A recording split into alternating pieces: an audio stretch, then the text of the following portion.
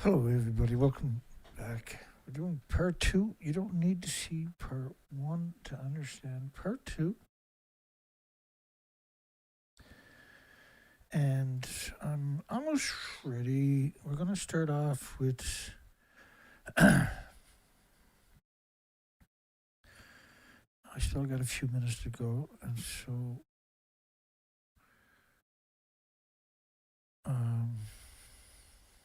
We got a new song to play, anti-nuclear type song that tells a story. And I put a link in the description a few hours back. Almost there. I didn't turn the audio on, and it's a good show, really good show for everybody tonight. Fantastic. It starts off with a fantastic song. Called Nuclear Overton Window, which is a political term. It's a window of discourse. We're going to start there. I just want to make sure I'm in high quality. I'll be right back after this. It's worth watching and listening to. It's worth reading the words too, and there's a link to the story below. I'll be right back.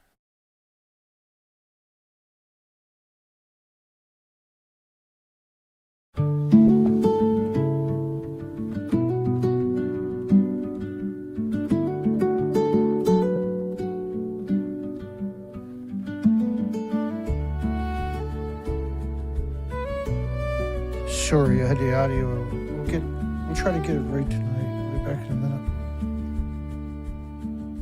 Those who decide told us there was no alternative. They said the demand was fixed. They said reliability needs scale, and scale won't wait. They said firm power, constant power. Said the future needs it now. They called it a renaissance. Said the decision was already made. They said delay was danger. They said review was over. This is how the nuclear Overton window began to narrow.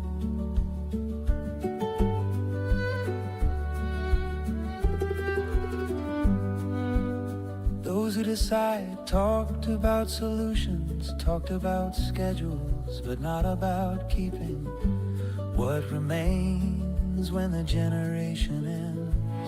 They talked about storage for now. They talked about fixes ahead. They said the process was technical, not ours. They didn't talk about the horizon. They didn't name who stays accountable. The nuclear Overton window never held a long term.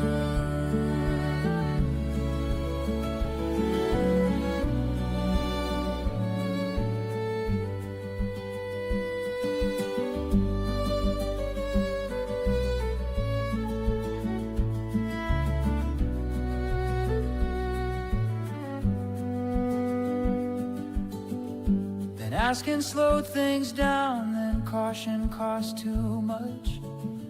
Consent became friction, so it was pushed aside.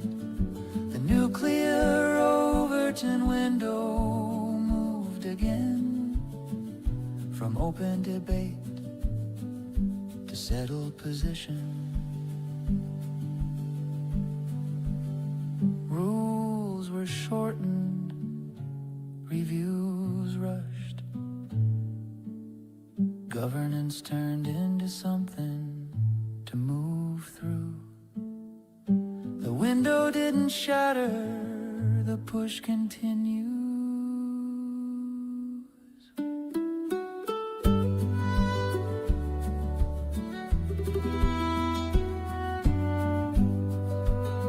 Here stands the nuclear Overton window, not cracked, not broken, held open on purpose. Not a future to keep reopening, not a decision to keep revisiting. This must be decided. This must be carried, this must not be passed forward without an end in sight. Remember this moment, the nuclear Overton window must close. Not paused, not deferred, entered into practice with consent. This should not remain unresolved. This is what we must remember. This is what we must remember.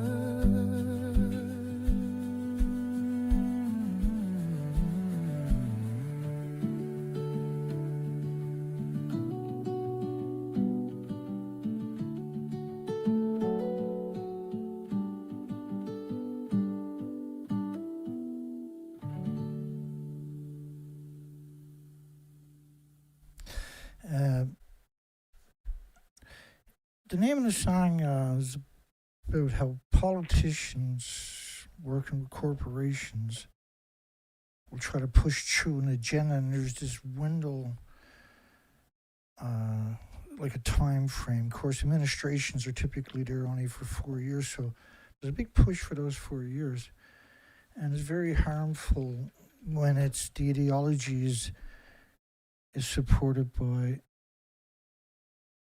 politicians who are supposed to work for you, not for them. And because that cycle has been going for so long and it can only exist with a lot of abuse, then everybody in every species is going to pay the price. And that's not acceptable, and it's not fair. There's no benefit to humanity, right? And then nuclear radioactive fallout has such incredible harmful effects, right? And you can see that same agenda, for instance, in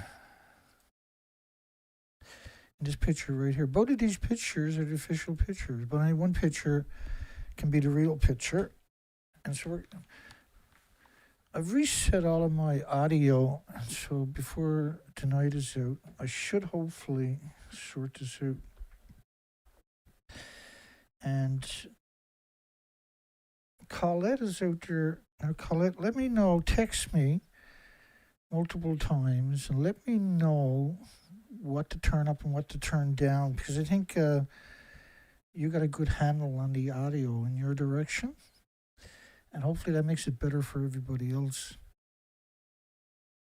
And here we go.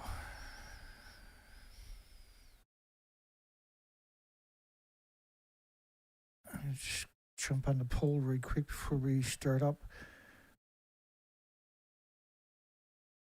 Does telling the world there is no nuclear crisis, like at Fukushima, which is the topic of the video tonight, when it's the worst in all of history combined, merged, prove that the nuclear industry is actually evil? I think that goes without saying. Here we go. Yeah, I hope you're ready. It's a good show.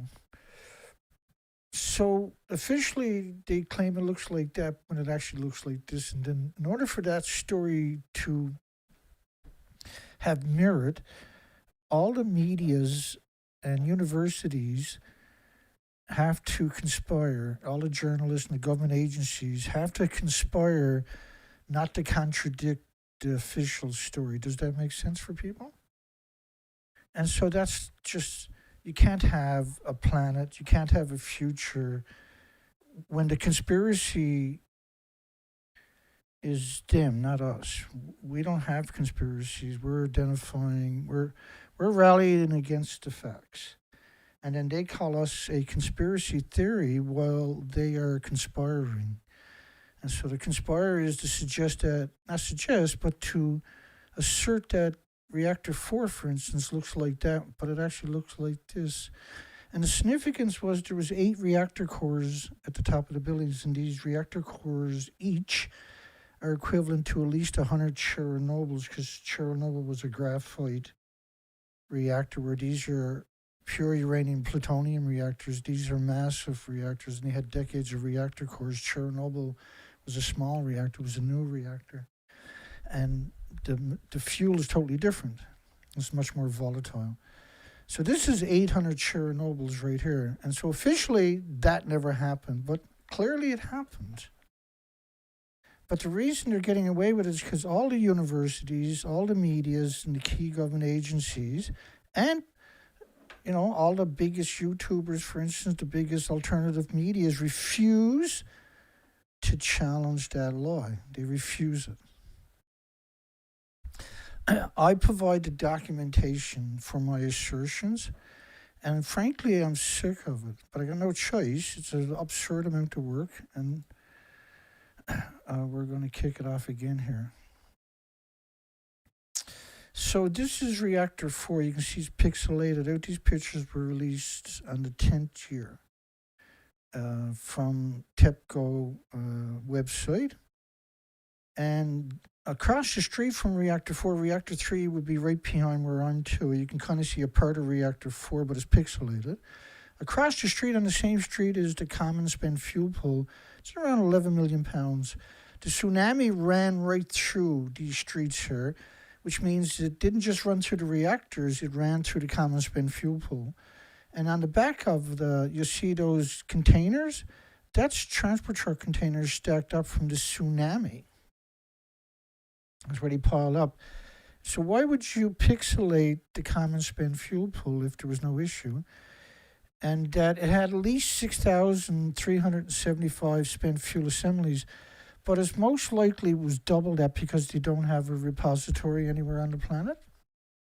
I just have to go through this preamble so you can appreciate it. Here's a better picture of the original footage. So you can see the pixelation on reactor 4 up there, and across the street, on the same street, is the common spent fuel pool, and heading that way is reactor 3, 1, or 3, 2, and 1. Across the next street, and quite a distance away, is reactor 5 and 6. That's reactor 5, and that's the turbine building.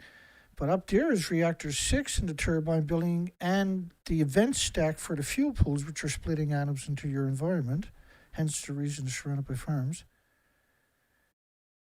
It's completely pixelated out, so it's a problem because you got the common spent fuel pool is pixelated out, and reactor 6 is completely pixelated out with no explanations. But the only explanation is it lost a lot of its inventories, like, say, reactor 3. Clearly lost its entire inventories. And there was 4 of these reactors in a row. So reactor 4 is right here. Right across the street is the common spent fuel pool, which is on the same street as. And now, if just one of these melt down, not counting the fuel pool, you can't get near the other buildings. But you're looking at 36 reactor cores that were lost. And that would explain why there was 865,000 extra cancers in the first year, for instance. And some of the people in the know said the country would probably be evacuated. The country, Japan, the island, 300 million plus people would be evacuated if the fuel pool collapsed at number 4, for instance. Well, there's number 4. That's all 4 sides of it. You'll never see this picture anywhere else. And that's a diagram. I'm just trying to set the stage for the rest of the show, because there's a lot of people that might come here and they're not familiar with the story. It's a complicated story.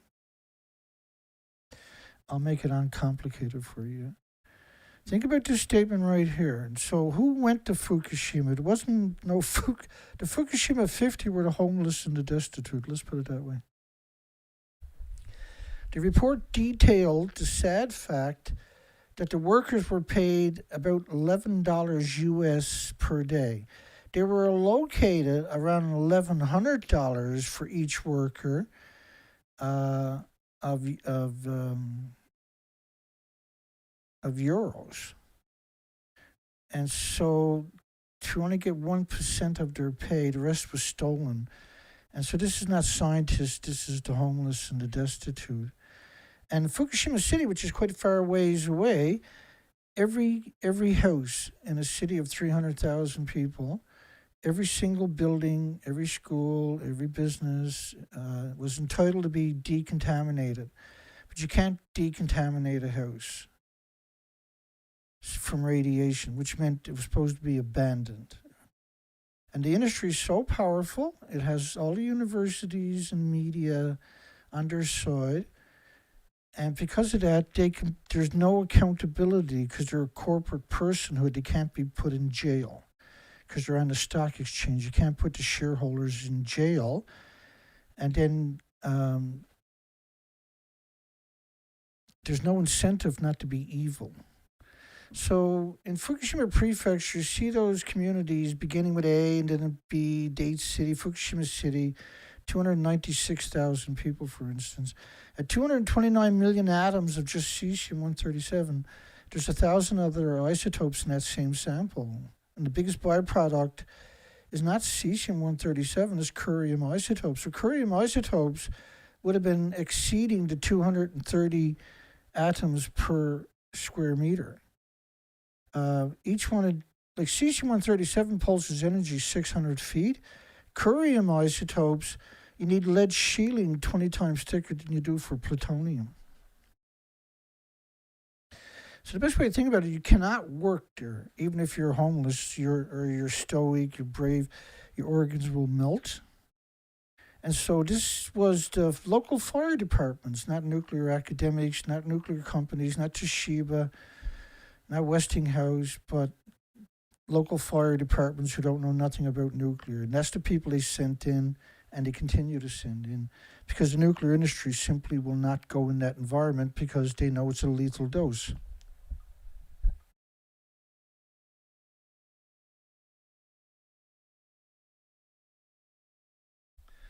Apologize. That's going to happen sometimes, and I'm going to jump in the video in a moment. This is the first month or so. Any nuclear academic would look at that and say, the top of the building is gone, and that's where the reactor cores and the fuel pools. So around 9 reactor cores are gone. In 2012, that's what it looked like. It's supposed to be 19 stories, 65 meters, 190 feet tall. And fuel and reactor cores at the top of the buildings. So reactor 3 and 4 are quite important in the story because you don't have to be an architect or an engineer to comprehend that the building is completely destroyed. Here we go.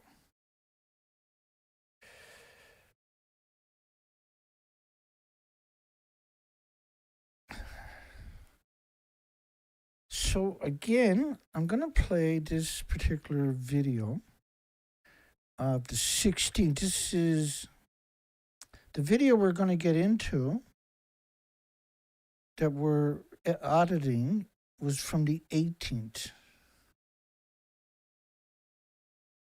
Yeah, the 18th. Now on the 16th,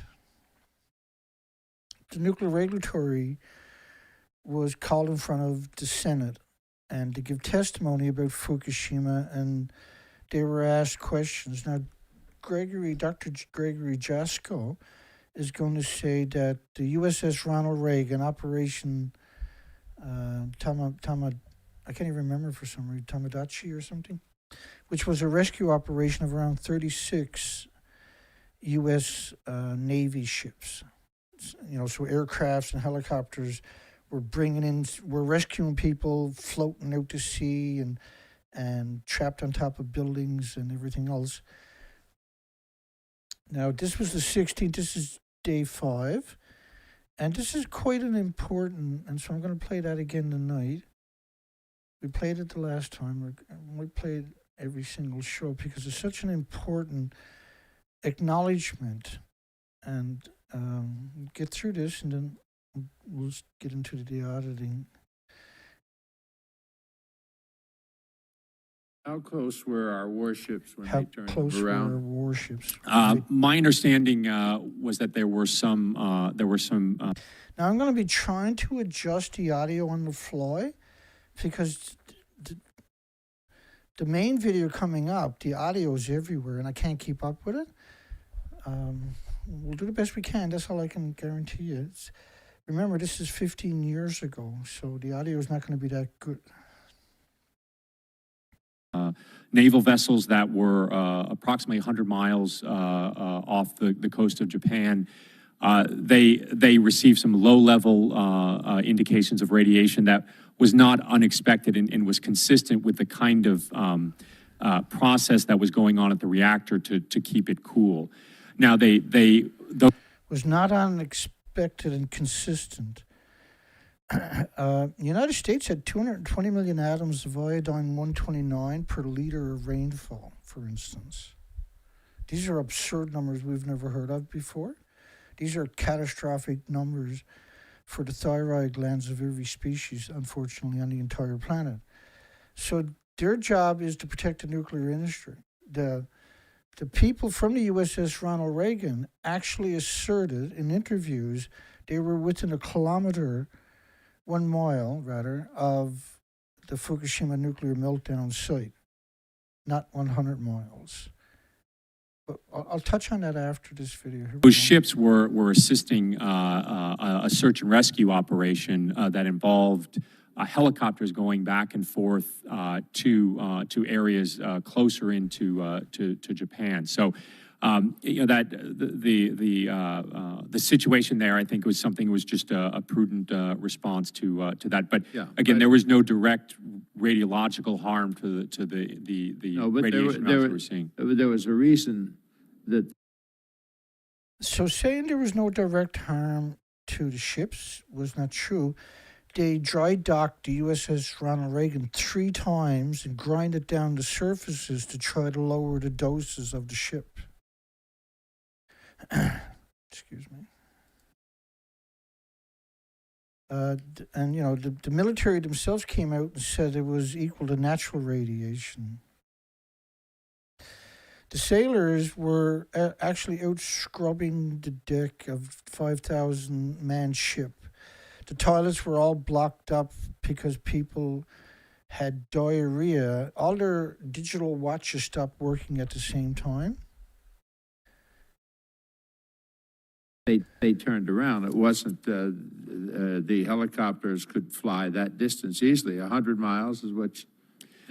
I believe that, well, the indications that we had when they picked up radiation was that it was at about 100 miles. But again, I don't want to speak for the but I Department think it of was Defense about 60 when they turned back. And Senator, I'm not familiar with again, I don't want to comment on what the activities of these ships are. But the point I'm trying to make here is that even at that point, 60 miles away, they said, hey, we've got to, in order to protect our crews, we've got to turn around and get out of here. 60 miles away, does that tell us something about the kind of risk that might exist when you have a calamity of this magnitude, of this type?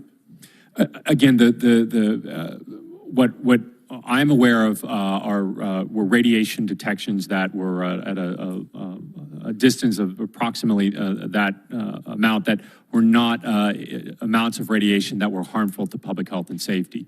The analysis that we've done as an agency right now tells us that the areas that would need protection from a public health and safety standpoint, based on the limited information we have, is about 50 miles away from the reactor. Well, that's a very large distance in a crowded state like yours, Madam Chairman, a crowded state like mine, or most places in America, tells us that we really have got to be 1,000% assured that none of the licenses we're going to give out, that none of the plants that have any questions raised about them are buttoned up really tight, even if necessary, Mr. Chairman, to shut them down for an inspection period, because we cannot withstand this kind of assault on humankind. When we know that these ships were turned around to protect the crews 60 miles away, that tells us something, and again, you're dealing with wind currents and sea currents and everything else at the same time. He's making great points. You got to remember that if 60 miles away, 100 kilometers away, the ships are turning back, which wasn't actually true, but that's the official story. It was because of radiation. How bad was it in all those communities in Ground Zero? If the military couldn't even go near it. There's a lot of unpredictables here. So he's alluding to radioactive fallout in the United States. He's worried sick about it in the way he's talking. He's acknowledging that it's almost on their coastline at that point. That would Day cause us to say, 5. wow, we have to cover ourselves for all kinds of things. And it's very discouraging to see after all these years, after a country that's so dependent on nuclear energy, fall prey to this. The price is yet not fully understood. So I would urge you, even though you're doing your studies, that some hastily prepared, reliably prepared information for the public is essential. And with that, I thank you for the work you're doing. But we've got an inferno in front of us, and we have to make sure that we do whatever we can to stop it. Thank you. Thank you so much, Senator, for your comments. They had never encountered anything like this before, right? So there was some really interesting things that were happening in the first couple of weeks, and it will never happen again, actually, right?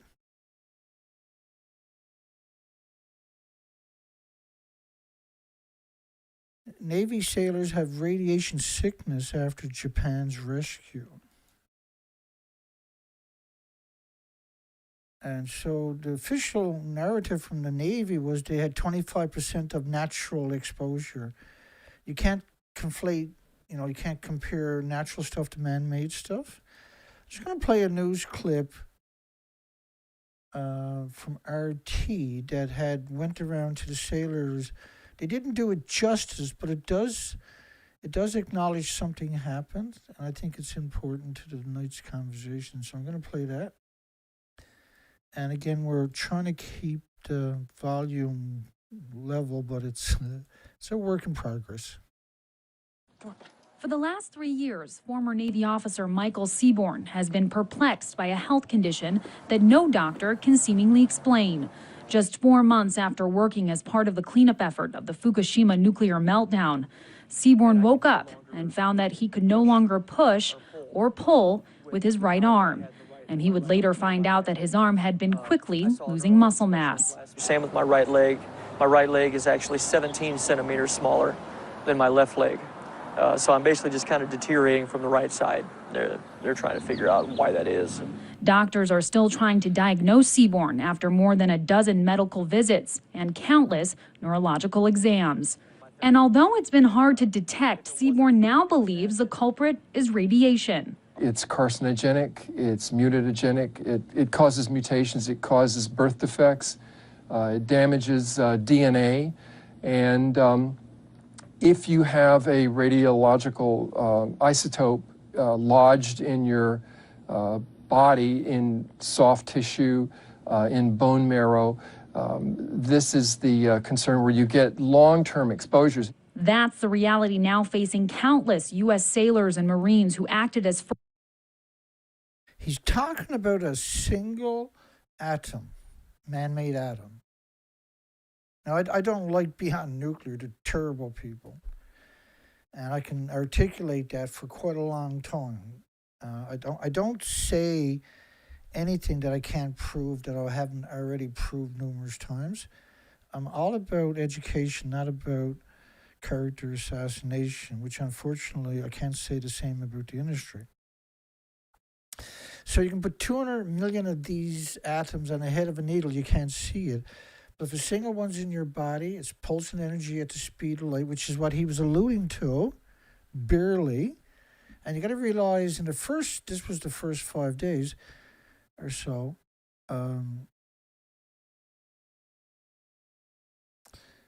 Tonight Show, hindsight is very important. First responders to the Fukushima disaster. Many of the service members who provided that humanitarian relief were aboard the USS Reagan.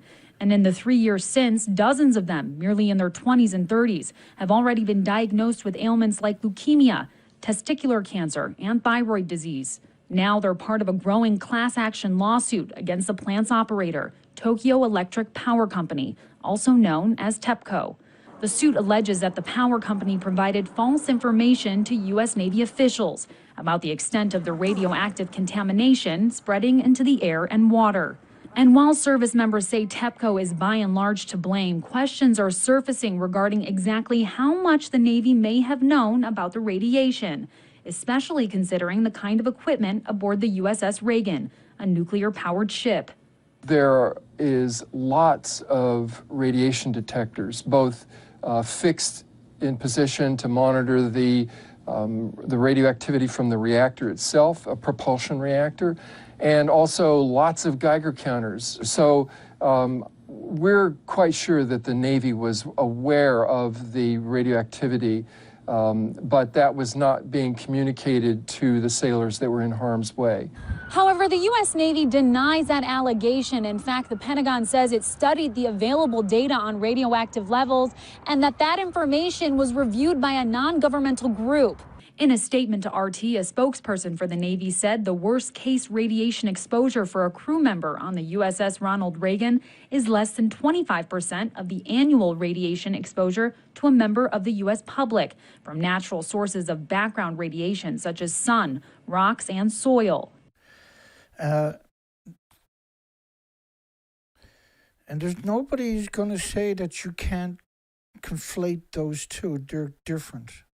So the journalist who knows the difference should have said that you can't compare man-made radiation with so-called natural stuff, which you can't make a weapon out of bananas and potato chips and sunshine. But Seaborn says that math just doesn't add up. During the Fukushima cleanup effort, he was responsible for measuring radiation exposure to equipment and to U.S. personnel. That was my job. So to say that it's normal day-to-day radiation is 100% bogus. Seaborn and his colleagues were measuring the amount of exposure in what's called CCPMs, or corrected counts per minute. A normal background radiation from the sun, the rocks, smashing a banana in your hand, is about 15 to 30 CCPMs. At one point in Atsugi, I was reading 300 to 400 CCPM just in the air. But unfortunately, that level of exposure will be difficult to prove because while Navy officials told Seaborn in Atsugi, I was reading 300 to 400 CCPM just in the air. So the Geiger counter that he's using typically are just going to record gamma. But if the Geiger counter gets a significant dose, it'll break. And it needs to be sent back to the factory to see if it can be salvaged and recalibrated. In other words, it's no longer accurate. Now, remember, all of their digital watches stopped working at the same time, so I can assure you it was a lot more than what he was seeing. But unfortunately, that level of exposure will be difficult to prove because while Navy officials told Seaborn his radiation measurements would be logged and attached to his medical records, that simply never happened. So with disputed facts and differing accounts, Seaborn, like his fellow first responders, will have to wait for his day in court while hoping to find the answers to his unexplainable illness. Amira David, RT. Well, they were injured on the ocean, but there was a lot of species that were injured on the ocean. What you're going to see right now is pictures from this year of emaciated whales that we've never seen anything like it in history because the food chain is broken. This is the set of blue whale up there should weigh 380,000 pounds. It might weigh 25,000 pounds because it's 100 feet long of skeleton and skin. But there's no muscle, there's no fat, and there's no blubber. So it's missing at least 350,000 pounds. And this is recent pictures. That's a week ago, that Bride's whale. Like that bride's whale right there was a week ago, and this was a couple of months ago in India. It was a very grainy picture. It was the only one I can find on the internet a week later when I searched for a better picture. But I would wish it was as clear as that picture, because that weighs around 1,800 pounds instead of 88,000. So we're going to lose the whales in the next year or two. This is all species of whales we're seeing this symmetrically throughout. All right, we're almost there. We're 3 clicks away from the first video. Why we cannot trust the International Atomic Energy Agency. And I bet you I can do 60, 70 shows on this topic with the documentation. And Rafael Grossi, there's always a different director general throughout history, right? And they're all with the same agenda. He said we should take note of a recent statement by Rafael Grossi. This was 2023. This was the day after the alleged first releases from Fukushima took place. So officially, nothing got out of these buildings until 2023. The official story is 0 got out. Nothing got out of these buildings until 2023. That's the official story, despite 865,000 extra cancers. But Rafael Grossi's statement in 2023 was that the future of nuclear energy as an alternative energy source relies on the success of the Fukushima cover story of its water release. So the official story, all the media and universities had to go along with the narrative that nothing got out of these buildings and that everything was controlled, released. Because that's the idea. That's why United Nations cooked up that story with IAEA, UNSCLEAR, ERPA, the IPRC, etc., right? These are all UN organizations.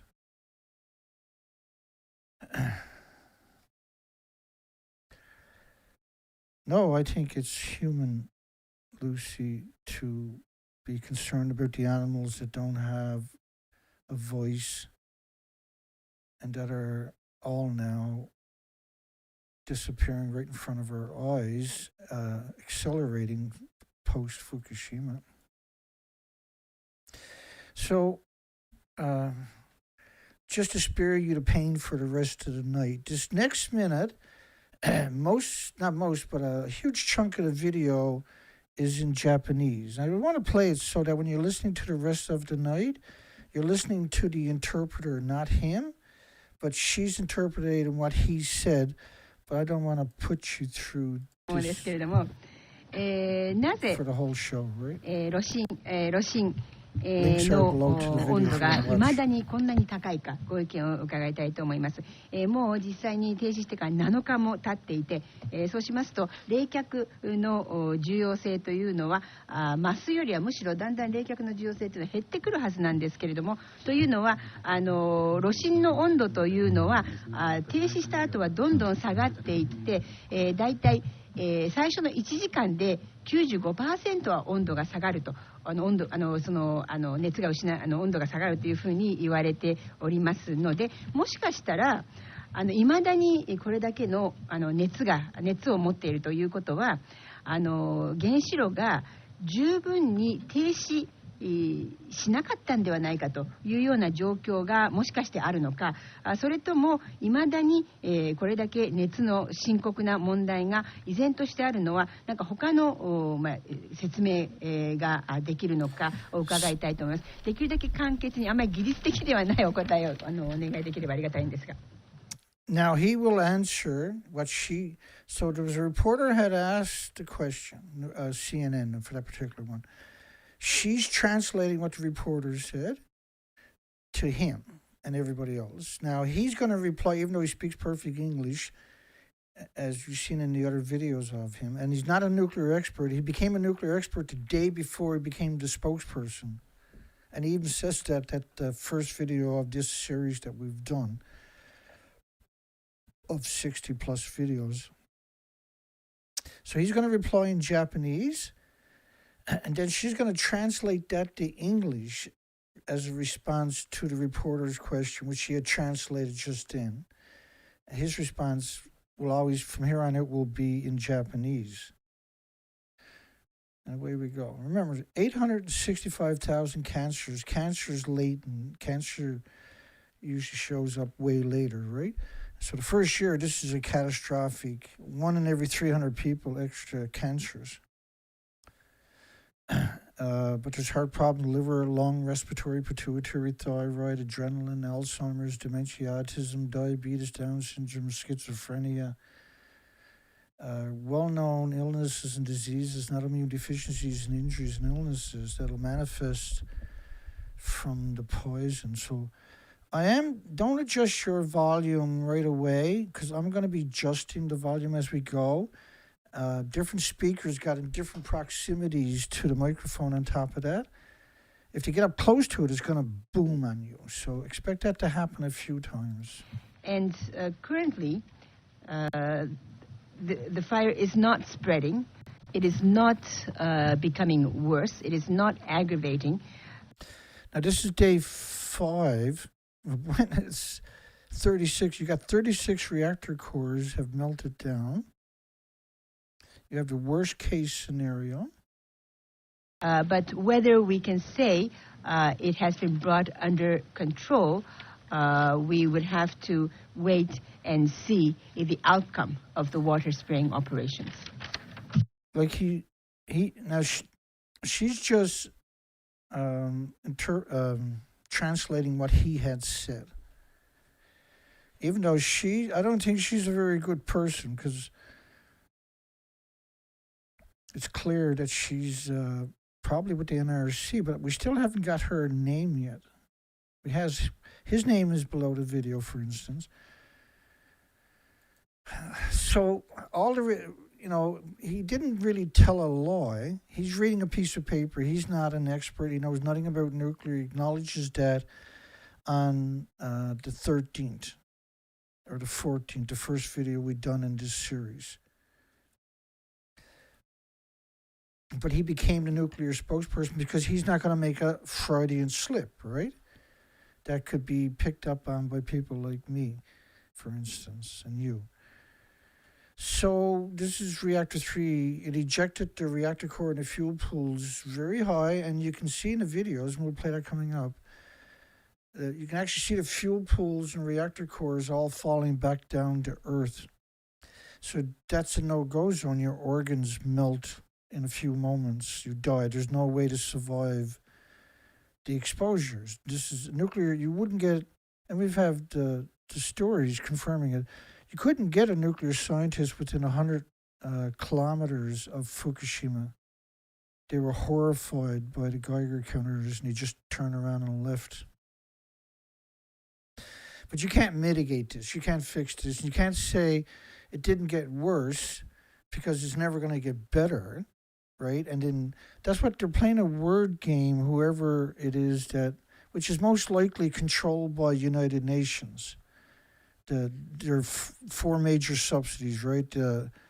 UNSCLEAR and ERPA, the IPRC, and United Nations, IAEA, they're all UN, rather. Thank you. It's also a question for Mr. Nishiyama. Stephen Jim from CNN. So Nishiyama is this guy here. This is CNN asking the question. And the volume, he's going to move closer to this, so the volume is going to start booming. The INES number, the levels raised from 4 to 5, you explain what your information is. He's moving in there, but the rest of it's pretty good. The information you also provided later, it seems like things are becoming... And don't worry about this clip. Water being spread into number 3 and water... He's talking about water, and I can't even hear it with the headphones on. Why would you raise the level from 4 to 5? So they raised the level on the International Atomic Energy Agency scale. Like a level 7 is the worst it can be. They had just raised it on day 5 from a 4 to a 5. But on day 4, all the reactors have already detonated. So this was a level 7,000, not level 7. But yet they still haven't even, and it took them a couple of months before they raised it to a level 7. He was asking them, why are you raising it? now, what was the difference if there's no increase in if like he had just said in a previous clip, there's it's not worse, right? So then why are you raising the levels? But remember that the audience, which is the controlled opposition, the journalism, the media, the mainstream media, their job is to ask a specific question cooked up by UN, and his job is to read, he's at, say, sentence number 64. And now this guy who's talking, and then he has to read the paragraph 65. And right, everything is played out perfectly. And they're going to move this whole thing to the Prime Minister's office on the 22nd. This is the 18th of March. Because that is a more serious level, and some people think that's the equivalent of the 3 Mile Island incident in the United States. So could you explain a little why are you raising the level despite these progress? And also, if since you have raised level, how much more concerned should people become? Does that affect the evacuation zone?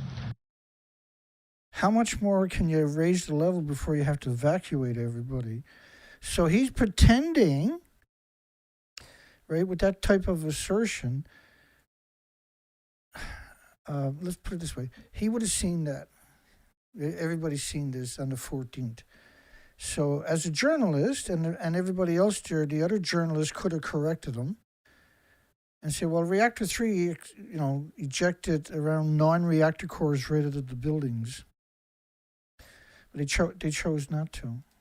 Separately, I have a separate question about, we have read reports about NISA considering... NISA, which is the Japanese Nuclear Institute Safety. And then the rest of the audio is not as bad as this one. Encasing the reactors in sand and concrete. Is that a plan you are considering, or is it a plan you are preparing for? We would like to have some clarification from Mr. Nishiyama. Thank you. She's going to translate the answers to these questions, so it might make more sense. But the rest of the video, hopefully, will come together. Well, the audio is going to be better than that. They have a noise gate on their microphone by the sounds of it, so it cuts out if you're not close to the microphone. And that's what I'm hearing in my headphones anyway. This is 15 years ago, on the 16th, or the 18th of March, day 7. JASCO was on day 5, rather, and these are day 7. What we face is a great unknown to all of mankind, 10 sieverts an hour outside, and the levels must be much higher, closer to the reactor core. The bottom of the vent, the stacks, the skinny vent stacks for the fuel pools, was around 25 sieverts, we know in hindsight. That's today. So back then, it would have been thousands and thousands of sieverts. 3 sieverts is a lethal gamma shine, neutron bombardment, beta rays, alpha shine, for instance.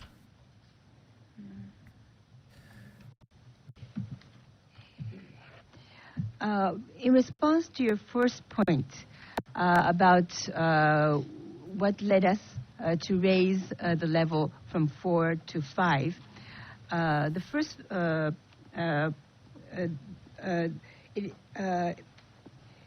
it is based on past phenomena that had already occurred, but we are now reporting because we can now observe that phenomena which had already occurred has stabilized at that level. For instance, what had been occurring since the 15th of March for Unit 1, and what had been occurring starting from the 17th of March for Units 2 and 3. And those phenomena we can see has stabilized, and that is why we have reported on it. 2番目のポイントについては、今のようなRight, and so I'm chopping out almost all of the translations because you'll never get through it. So she was asking about she was responding to his question. We have hindsight of what it was actually like at that time. Now, they would have been aware of this. They're the experts. United Nations, the U.S. military, all the experts were well aware of what was happening. They didn't want to tell you, but it slowly came out. TEPCO confirms steam came up from underground at just reactor 1 at 4.7 sieverts. So wherever that steam lands, that's going to be, because like you can't, what's happened when you got, how do I put this? You can't say it's 4.7 sieverts. Like you can say an object was close by was 4.7 sieverts, but steam that's in the air is accumulation. So, okay, look at it this way. Say a building was on fire and the building's 19 stories, and you're at story 20, and so, or you're at story 10. So 9 stories below you are burning, and 9 stories above you are burning.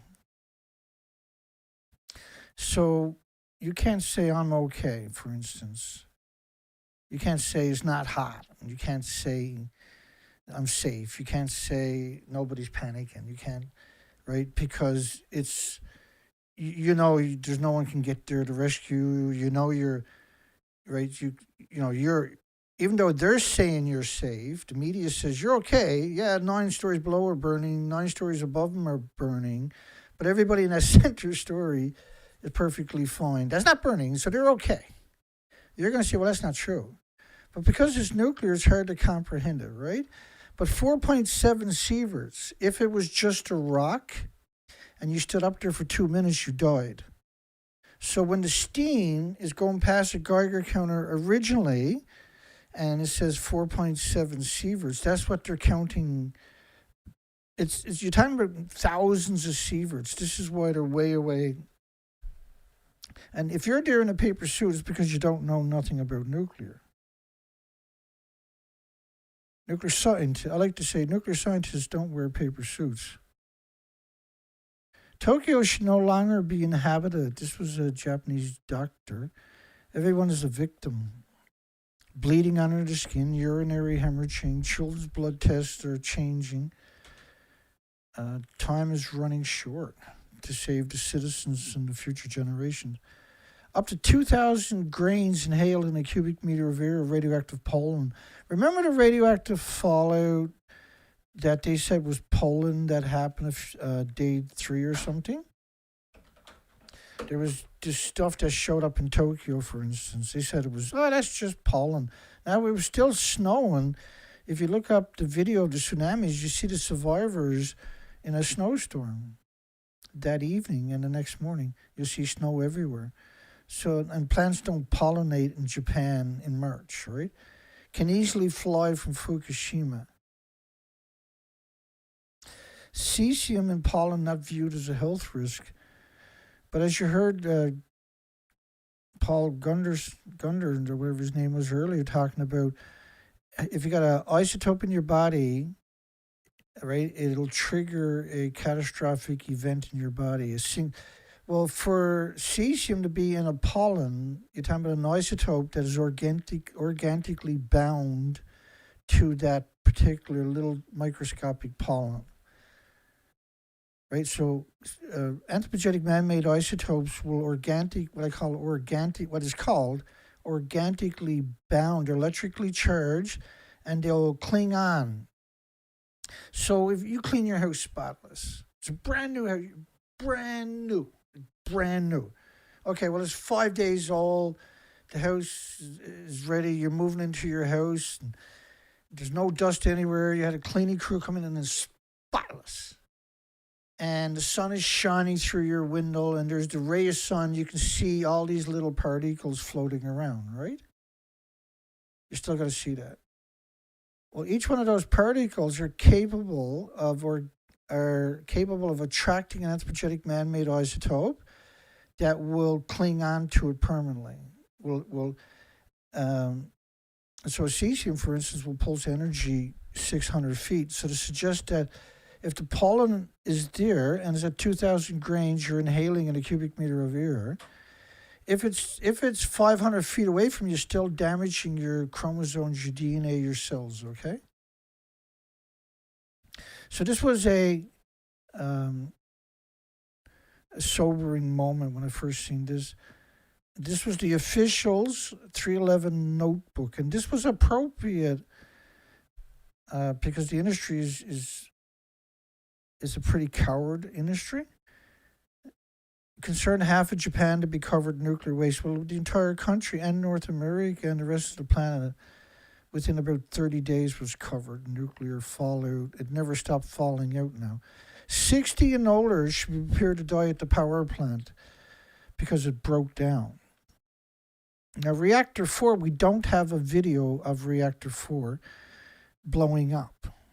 And the cameras that took the video were 30 kilometers away. This was Reactor 1. Right alongside of that is Reactor 2. This one here is Reactor 3. And this is Reactor 4. At the bottom of those tall, skinny stacks, which are actually massive, is 25 sieverts lethal dose. That explosion is the fuel rods denigrating and catching fire and atomizing and aerosoling everything around it. And that plume keeps expanding till it covers the whole planet, because these particles that you're looking at, that's the fuel pools turning into dust. There's nothing at the top of the building to turn into dust. That's Reactor 3. But we don't have a video of Reactor 4. Why not? How can you have a video of Reactor 1 from the same place as the video from Reactor 3, which was a plutonium mixed oxide reactor, and not have a video of Reactor 4? Because they intended immediately to cover that one up. And they did. They successfully covered it up, right?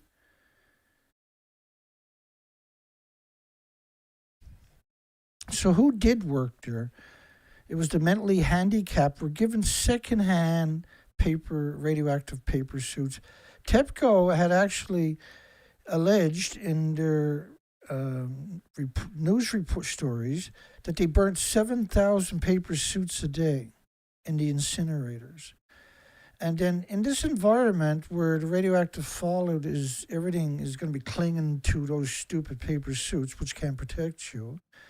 If you burn them, you're just going to release those isotopes back to the environment because you can't destroy them with incineration. That was Reactor 3. You actually just watched the fuel pools and the reactor cores eject right out of the buildings. This is a slower motion than in real time. And then they fall back down there. Those big chunks, you see the trail they're leaving?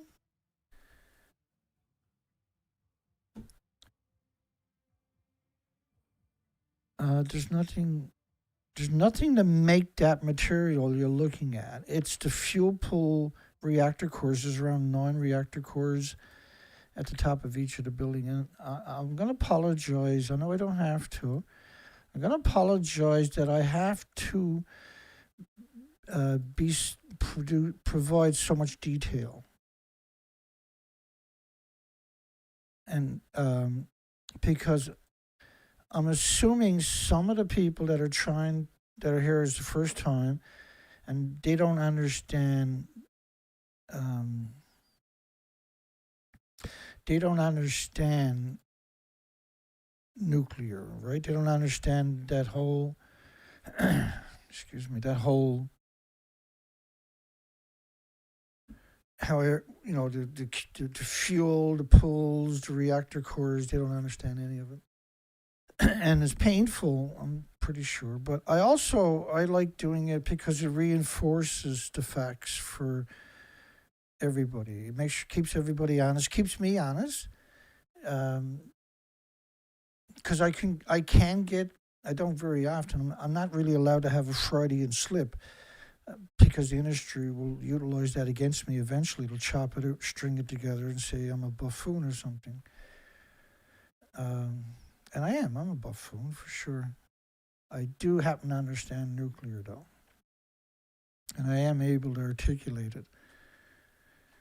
So when you look at the top part of that building, which is what you're looking at, there's the fuel pool, but the top part, there's nothing there to make that big plume you just seen. Let me find a better angle. There we go.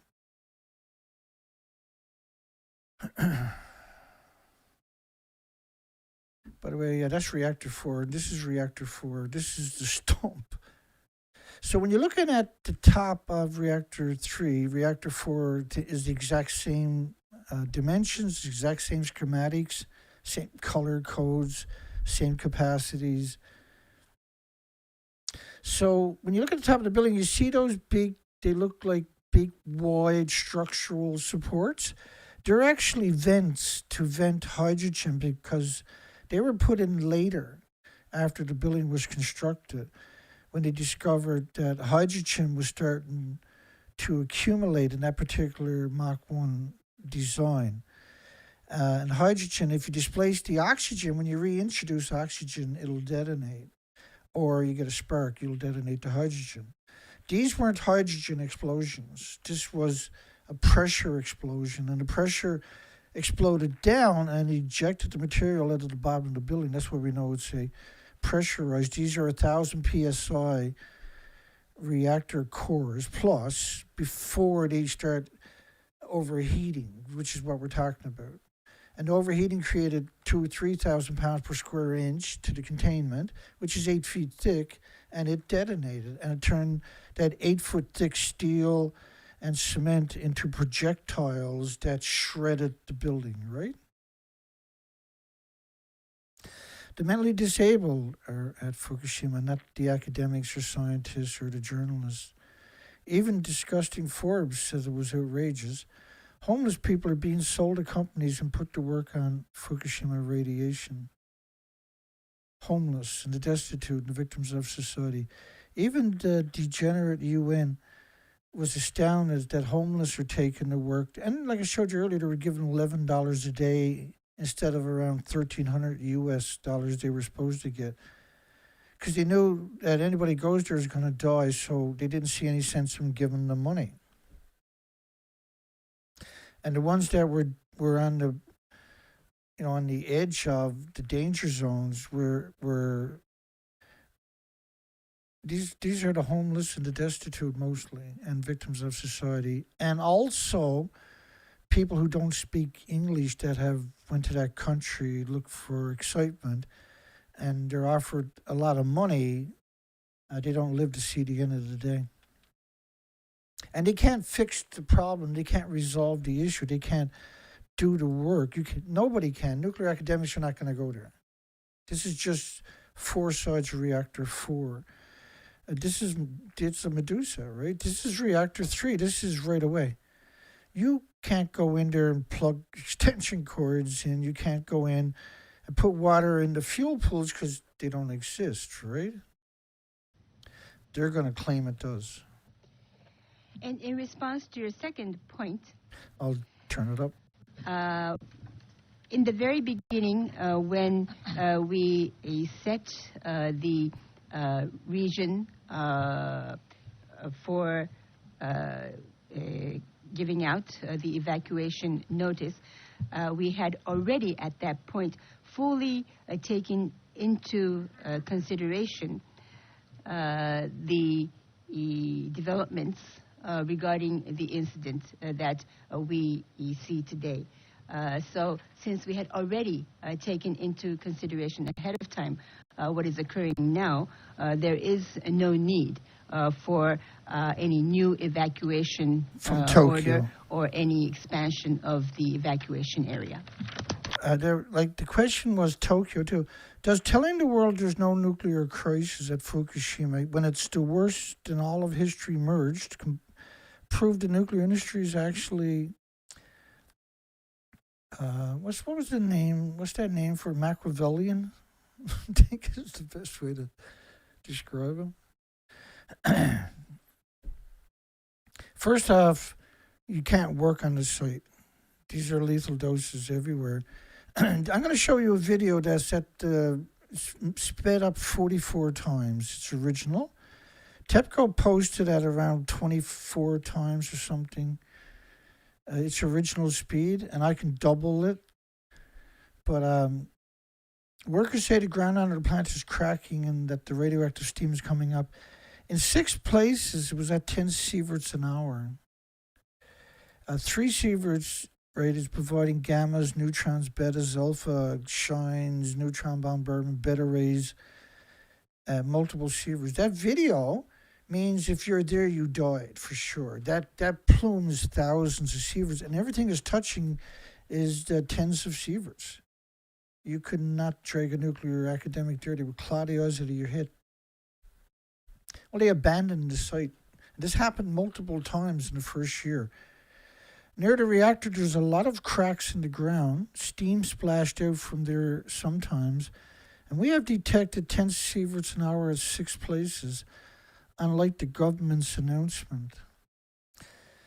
Well, the government is not there. The government's job is to lie to you. And in response to your last point of whether we need or we are planning to use sand or concrete. See, they're answering the question of a CNN reporter that wasn't audible. He was away from the mic. The mic has a noise gate, I'm assuming, because it's clicking in and out. I would say that what we should be doing at the moment is, first of all, to cool the reactor core, and also make sure to connect the site to electric power supply, and 3, to repair the pumps and be able to start up the cooling system once again. 最後の And start up the cooling system. By the way, I forgot to mention, I had my noise gate on all the way up to here. Now I just turned it off. I was supposed to do it the opposite way, where it was off. Now I turn it on. I smurfed that up. High radiation forces withdrawal of workers trying to restore power. So this is really a really confusing story for me, and I'll show you why. First off, how are you going to restore power to a building that doesn't exist anymore?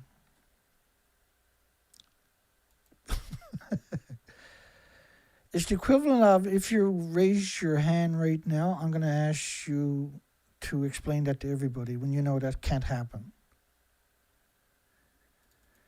Like, there's nothing to restore power to. You can't restore power. You can't get in proximity. You can't go, you see that building way over there? You can't stand behind there, let alone actually get in proximity. You see that stack? That's 25 sieverts. It'll melt your organ in less than 30 seconds, being in proximity 100 feet of that. Being in 1,000 feet of that is like a sniper round. There's zero possibility you can survive it. And think about this headline here. If reactor 4 has a fire, it looks pretty like might have had a fire to me, it would be a global catastrophe. Doomsday-like radiation releases if there's a fire in the pool at Unit 4. This is 2012. That's what it looked like when they wrote that story. Right? Because the following number of months, they're going to pretend they're on top of the building, getting the fuel out of the pool that doesn't exist, right? This was later in 2013, rather. They pretended that they're on a building that doesn't exist, and the only way that lie worked, this was just some of them, there's many more done that. But for that lie to work, they can't have any media challenge that narrative. Everybody had to play their part. So these conspired, and still do, to hide this from you. And they don't have the right to make that decision. They don't have the right to disarm you, to stop you from being able to protect your children and your friends and your families. Because if you eat food, for instance, from Japan, which is being flooded in your countries worldwide, there's multiple billions of pounds of rice they never stopped growing in that area. I mean, the food was banned by 14 prefectures for only a decade by 55 countries. I think there's still 20 countries or something, but United States and Canada, Australia, New Zealand, for instance, the United Kingdom, are not those countries. They removed the restrictions so they can promote nuclear, because otherwise nuclear is tarnished. And this is a mistake we won't live to regret long enough, because our health now has been ポンプのところ compromised. は付け加えますと、新しく臨時のポンプを持ち込むということも十分あると思います。And if I may just add one point regarding the last point about the pumps, I believe there is a very good possibility that we could bring in new emergency pumps. で砂やコンクリートを必要となった過去の、So, like, they're talking about cooling the fuel pools that were ejected right out of the buildings. That's what they're actually talking about. So they don't blow up when they lost all of the reactor cores, 36 of them, in 5 days at 4 buildings and 8 fuel pools. Hence the reason you see it go to this enormous, this is ABC Australia, by the way, all of them claiming they're at the top of that building, 150 feet above a nuclear stump, where there's no way you can live in that environment. ポンプのところは付け加えますと、新しくI just played this one. 臨時のポンプ I played that one. The troubled past of Fukushima had a stricken nuclear plant failed safety checks and crammed its buildings with more uranium than they could stand. They changed the law to move the fuel assemblies, which is the reactor cores, in 1,800-pound lots, which are so each assembly is 100 fuel rods. Each fuel rod is 18 pounds and 12 feet long. Each rod is a zirconium cladding. And zirconium, if it's exposed to oxygen, it'll catch fire and burn at 1,800 degrees. Inside of that is uranium pellets and plutonium pellets. They're also enclosed in zirconium cladding. And so the zirconium cladding is stuffed of zirconium-coated pellets. And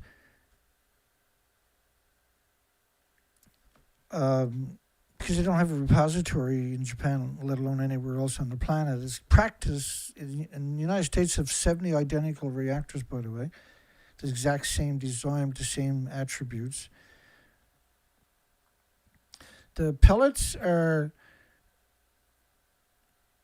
one of the bigger lies we're going to cover hopefully tomorrow night if we get through this tonight, which is not looking that good, which is okay because you can't rush the truth, right?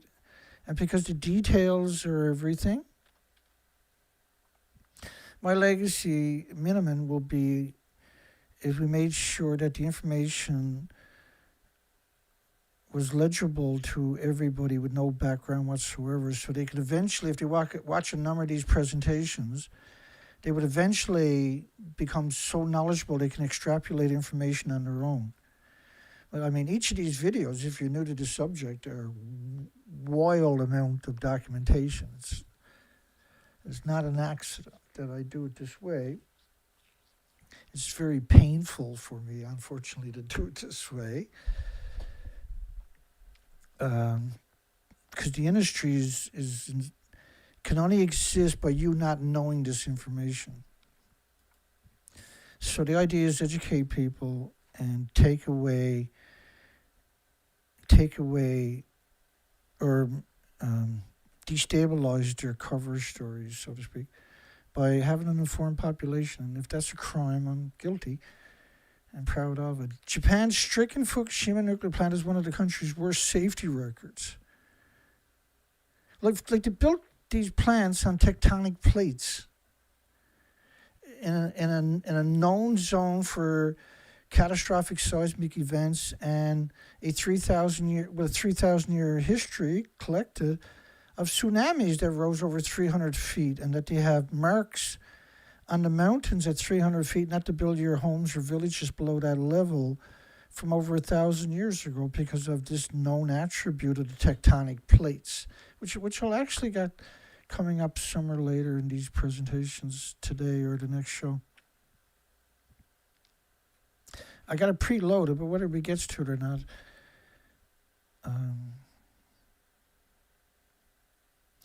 so it was crammed with more uranium fuel rods. So the fuel rods in the fuel pools are 95%. So when you take it originally and put it into the reactor, it hasn't gone through a chain reaction. Once it goes through a chain reaction, the fuel rods are splitting atoms to boil water to power 1 million homes and businesses. And the fuel pool is full of around, say, 8 reactor cores, and the 2 fuel pools at the top of each of the reactors. The 4 reactors are melted down as 8 fuel pools, 36 reactor cores. So you're splitting atoms for 36 million homes and businesses. How many atoms are we talking about in just that one facility? That's being split. So those atoms are vented up those tall, skinny stacks, like that one in the center, from the fuel pools. This is why most of these sites are surrounded by farms. Let me keep her going here. So we know all the plants, but in particularly Fukushima plants, were over. So say that, there's usually 3,400 assemblies at the top of each of the reactors. It could have been double that capacity, which is supported by the fuel cycle, because you have to leave it up at the top of the buildings for a very long time, because you can't expose it to oxygen. You can't put it in a cask because there's not enough cooling able to keep it cool till it reaches. And because like plutonium mixed oxide fuel, which we know they were using, for instance, reactor 3, that we don't know what to do with the fuel from that, and it's splitting atoms into the environment that can't be contained. And regarding past incidents in history, which led to the need of using sand and concrete, we of course have studied these cases as a lesson that can be learned from history, but we did not regard that approach as a realistic option. Right. So the reporter from CNN, which wasn't audible, I'm assuming for most people, was asking, were they considering cementing that reactor like they done at Chernobyl, for instance? Which, of course, didn't work. As you know, it didn't work. And just let me touch on that. Well, first off, how are you going to cement the reactor core when you ejected it out of the building? But let me just play a little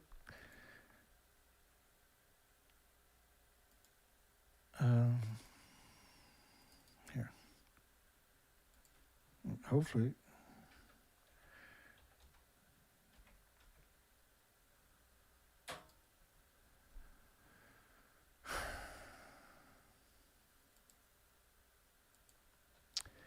Or I should have put in the wrong search term. Hang on. Because I got the dictionary of 24 years here, but the last 15 on top of that.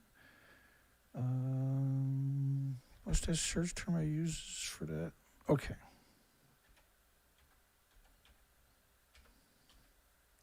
Here we go.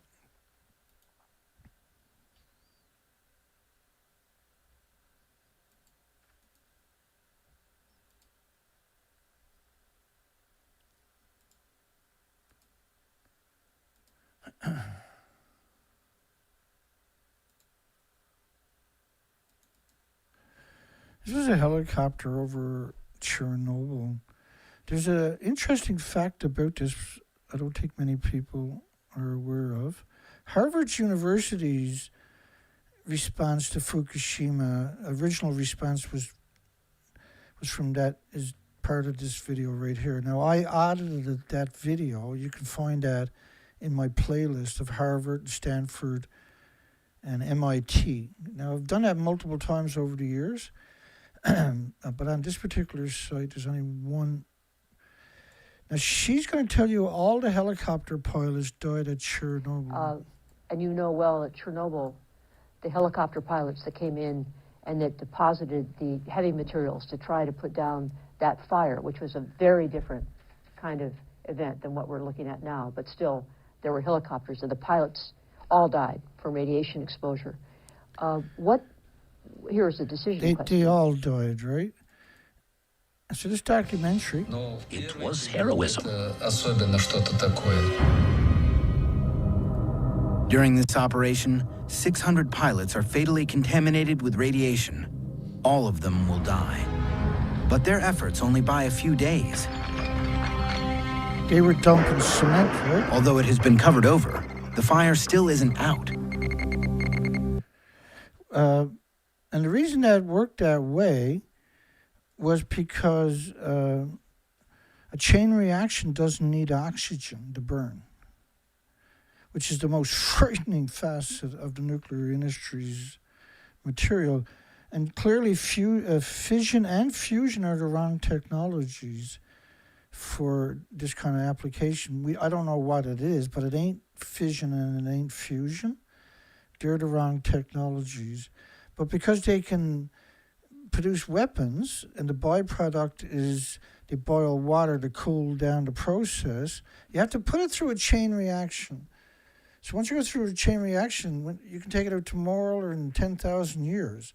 But when you take it out, it's still going to be splitting atoms for millions of years. And the biggest byproduct of the radioactive fuel rod is curium isotopes, not uranium, or not cesium, not iodine. And curium, you need lead shielding 20 times thicker, for instance. So pouring cement and sand, that what the reporter had asked, where they said that wasn't necessary. The reason it wasn't necessary was because you ejected the reactor core out of the building, and the inventories from the 4 buildings, the 36 reactor cores, were already lost.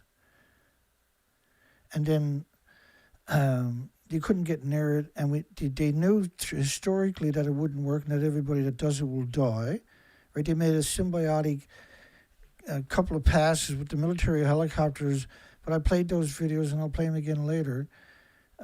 Clearly the water is not going... Well, the fuel pools were already gone, right?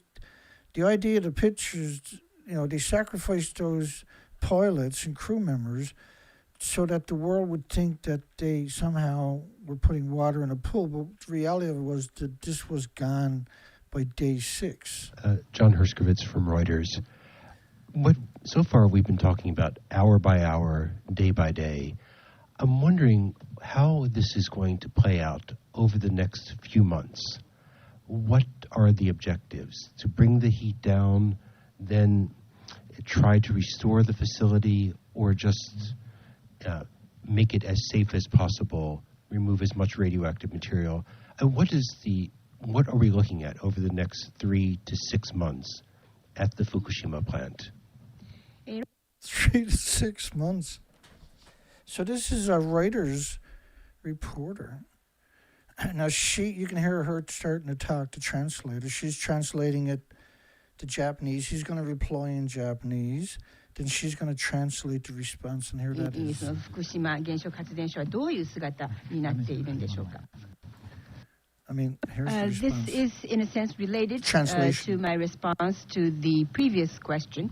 But I consider that what is important for us to do, first and foremost, is to remove the decay heat and also restore the power source. How are you going to remove anything? Now, of course, he's not a nuclear expert. He shouldn't be in this equation. And establish a new and stable cooling system. So you can't establish a... So the official story on the 18th, this is March the 18th, 2011, is that the fuel pools and reactor cores are still intact. But the reality is quite different. And the significance of that is an extinction event for the species. And we're seeing illnesses and diseases, not immune deficiencies and injuries that are catastrophic for humans and every species at this stage, right? I just had the to gut the stuff that we already made through. Remember, the whales are showing up in horrific emaciations. The prize whale should weigh 90,000 pounds up in the corner. It probably weighs 1,800 pounds. So this year in particular, and I got another die-off video of all of this stuff ready to go. I was considered doing it the weekend, but the weekend I kind of had my hands, I'm exhausted. I had my hands full, let's put it that way. And let me just touch on that actually, because I might forget about it before the show's over, which is normal for Dana. Show you a couple of pictures of the weekend, of the madness.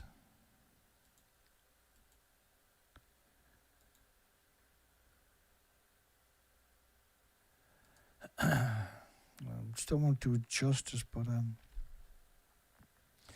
James ended up donating $700 to the mission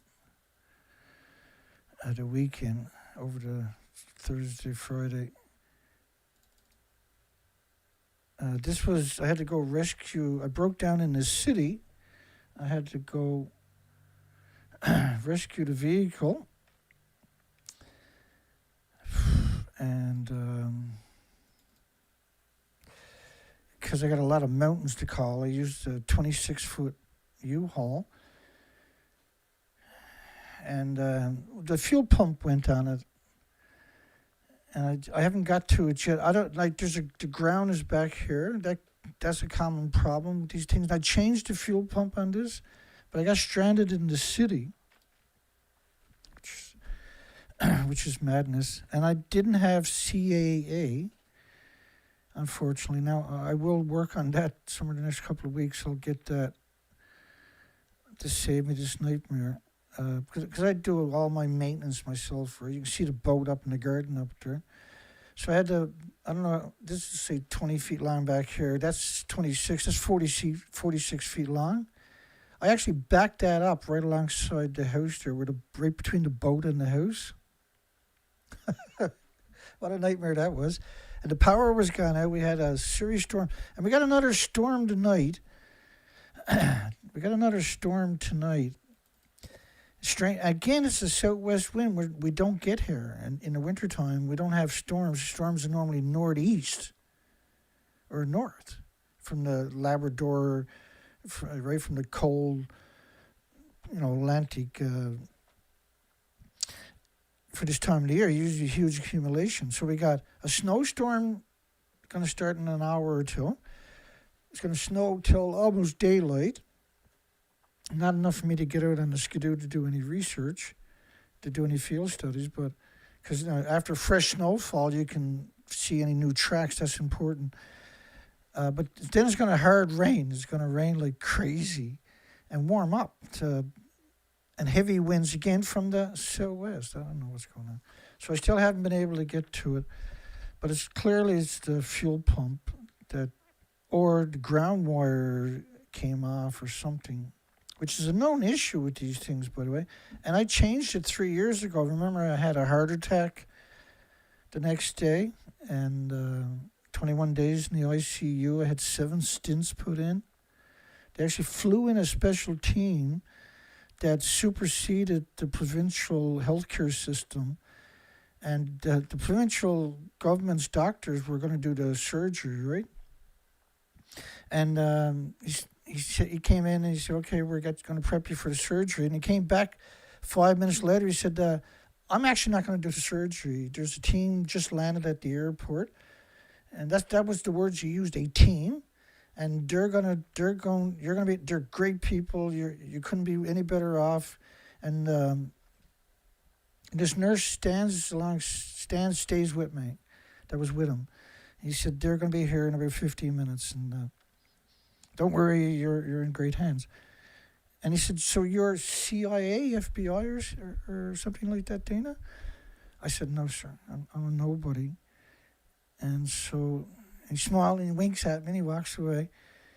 And the nurse was with him, stays there, and her job is just all of a sudden, which was unusual apparently, her job is to stay and watch me till they show up. Don't take That's what she told me. My job is not to take my eyes off you until they show up and take over. And some of the local nurses were saying, well, sometimes just you got to go along with it, because they were confused why this was happening, right? And they took their time and put in 7 stints, which was a record for the province, apparently. So I was meant to keep fighting, but I was in ICU for 21 days. I mean, I would have died that day. And we were, we had big snowstorms, and they couldn't get me into the city to do the surgery, allegedly. Anyway, let's keep going. So, big shout out for James for that amazing effort, right, to make sure that we made it safe back home. That's a big deal. Because you got to realize I live a very, very, very humble life, right? It's a very difficult thing, just keeping my light and power and internet connection. I have a very tiny pension. I got injured as a commercial diver when I was young. And I got re-educated, thank goodness. But I live, you took my pension away on me last year. So, I have enough to pay my bills, but I don't have enough. I have enough to do what I'm doing, and that's good enough for me, trust me. I'm not complaining. I'm grateful to survive my accident as a diver and my heart attack. Right? I'm very grateful. I don't think the world will ever appreciate every day how special it is. New fire at the Fukushima nuclear plant, 16th of March. That's 2 days before. 2 days before they done this propaganda presentation. A new fire at reactor 4. On Tuesday, crews, firefighters who know nothing about nuclear, allegedly continued work to help bring electricity back to the facility and managed to turn the lights on in the control room of Unit 4. They managed to turn the lights on in control room of Unit 4, this building here. On the 16th. That's amazing. My goodness. They had a tsunami run through the site and they were able to keep it together.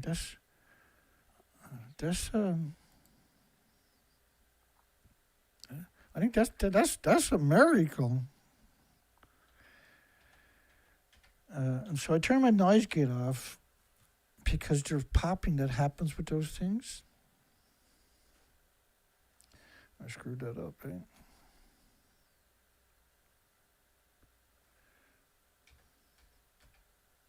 I just want to bring up a picture of the tsunami so you can appreciate what it actually looked like during that moment.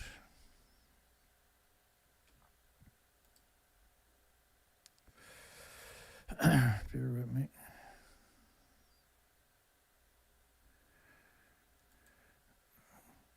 Whenever I touch anything, it's like an absurd amount of information shows up on my screen.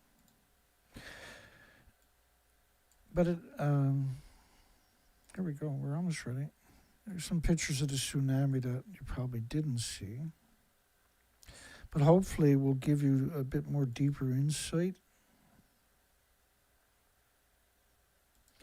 Is that video right there, I wonder? Hang on. Because I've been looking, you remember, here we go. Don't worry about the...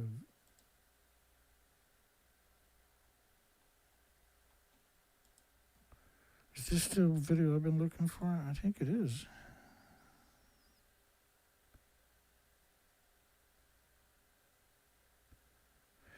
Yeah, let's try this. I'm going to play that little video. I know. Just give me 1 second. Here we go. I've been looking for this for about a month, this particular video.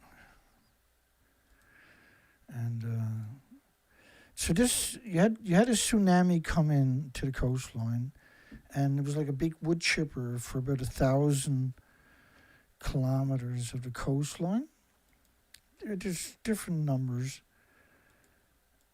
The official number, where the dead were found crushed, right? That's the numbers that I'm using. And remember, all these communities are still abandoned. Those supermarkets are still abandoned because it's not like a banana. This was the official Japanese Prime response Minister that appeared on day. TV to put into play a plan they'd rehearsed for years. We will secure the safety of the people of Japan, and in order to minimize the damage, the government will make every effort possible. And we ask the people of Japan to continue to be cautious and vigilant and keep tuned in to the reports on the television and radio. And we ask the people of Japan to act calmly. While that was all happening in the northeast of Japan, Tokyo, the capital further south, was feeling it as well in different ways. TV channels showed... And we asked, you can hear her voice is just cracking, right? While that was all happening... I just want to chop it off, so when next time I play it... To act calmly. All right. I just want to be able to put that in my pile where I can find it again. Just bear with me. Because, obviously over the years you accumulate so much, right? Here we go. Let's get back after. So, in other words, you couldn't go restore power anywhere here, for instance, right? And the tsunami itself had ran right through the nuclear plant, and then you had detonations, lethal doses everywhere on the site. These doses were from fuel assemblies turned into projectiles, which is it's just mortifyingly scary. It's heartbreaking to the victims. And they're not after experts, doing like that so, guy. I would assume that we would be looking into which one to restore. I mean, which to restore first, taking into consideration the damage that each unit has suffered. To the damage each unit had suffered. And just to clarify for those who are not aware, the beginning song that we started off with tonight, that's the same James as the man who made it possible for us to... and I tell you right now, I slept some good that night because that was an exhausting ordeal. But that night, I slept like a baby. We had a major windstorm when I was doing all of this, and I slept like a baby all night and all day today. Thank goodness, right? And I've recovered. I slept an extra couple hours this evening, but I definitely I was raring to get the show up and running again, because it takes a lot out of you when you go through these very trying moments, right? And so to have it play out the way it did allows me again to come in and just stay on track, and that's a big deal. So get over and listen to his music. He's almost 500 songs now. He's got some pretty amazing. You'll find it in my playlist, Anti-Nuclear Music, also, if you can't find it. You can click on his name in the comments section, and it'll take you over to his site, James Lucid with the yellow. Tuesday's news on a disaster in Japan. This is 3 days before the press conference. And this is the 15th. And few people that are getting out of the tsunami zone. Remember, there's still thousands of people, tens of thousands of people that are not rescued on the 15th, right?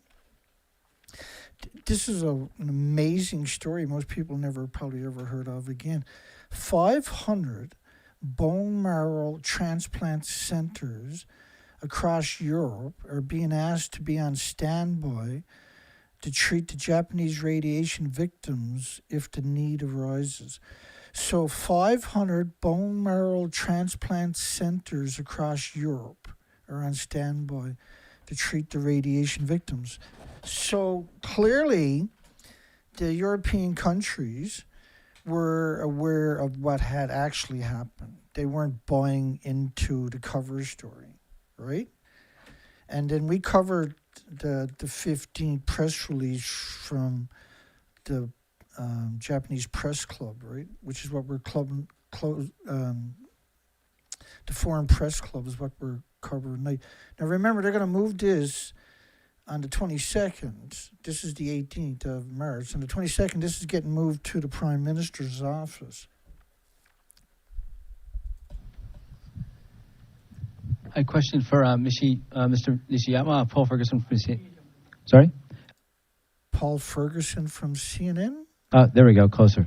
A question for Mr. Nishiyama. I'm Paul Ferguson from CNN. First, I'd like to thank you for this access. It's very helpful for us. What do you mean helpful? You didn't see the pictures of the explosion yourself? The first question is the events of today with Unit 4 and Unit 3. Do you think there'll be some measures of success from this? Do you think you'll be able to quantify this with reduced radiation counts? The biggest today was 140 millisieverts. Will we see these go down as a result of today? And the second... That was on the 18th, right? But this was the 14th. So, to suggest that it was millisieverts, or did he say microsieverts? Did he say 104? I think he's. Let's play it again. It's short. Nishiyama, I'm Paul Ferguson from CNN. First, I'd like to thank you for this access. It's very helpful for us. The first question is the events of today with Unit 4 and Unit 3. Do you think there'll be some measures of success events from this? Do you think you'll be able to quantify this with reduced radiation counts? The biggest today was 140 millisieverts. Will we see these go down as a result of today? And the second. And so clearly, how could every one of these journalists know to ask these vital questions, but not know the answer? Right? How can you not know the answer yourself when this information was available to everybody? Because it's a terrifying fact that it's all orchestrated. He's not even a nuclear expert, as he alluded to in our first presentation on this series. The question is on March 20th. This series will go on for about 100 days, not 100 days in a row, because yes, I could handle it, but I don't think everybody else can. And there's a lot of news stories that are breaking every day. We got a die-off video I might do tomorrow night so I can get it off my chest. Those emaciated whales you looked at earlier, and you're going to see again for Night Out. This is end times we're looking at. This is not. You can pretend all you want that, but if you watch my presentation on the die-offs this week, or my playlist, which is over 50 of them on this particular site, you look at nuclear a totally different way. When you hook up the electric. See him shake his head that time. What do you think what are the odds of the cooling systems working once electric is restored? Are you confident in that? Yeah, well, look at it. Plug that back in, but get a bit of power on it. Put some extension cords in there, you're back up and running. Just like that. Bada bing! So, he's seen these two pictures. He's seen this picture. How is it that all of these journalists know how to answer the most technical question, but doesn't have an answer? Because in order to ask that particular question, you have to know the answer, is what I'm trying to say. Here you go. That's the one I'm looking for. You got 4 reactor cores in a row. 4.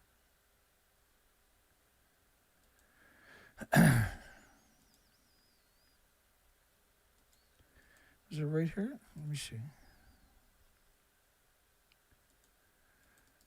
Oh, that right there. That's the spot.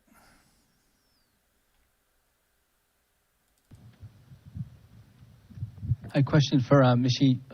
Nishiyama, Paul Ferguson from Nishiyama. Yeah. Sorry? Yeah, The that was question is, on March 20th,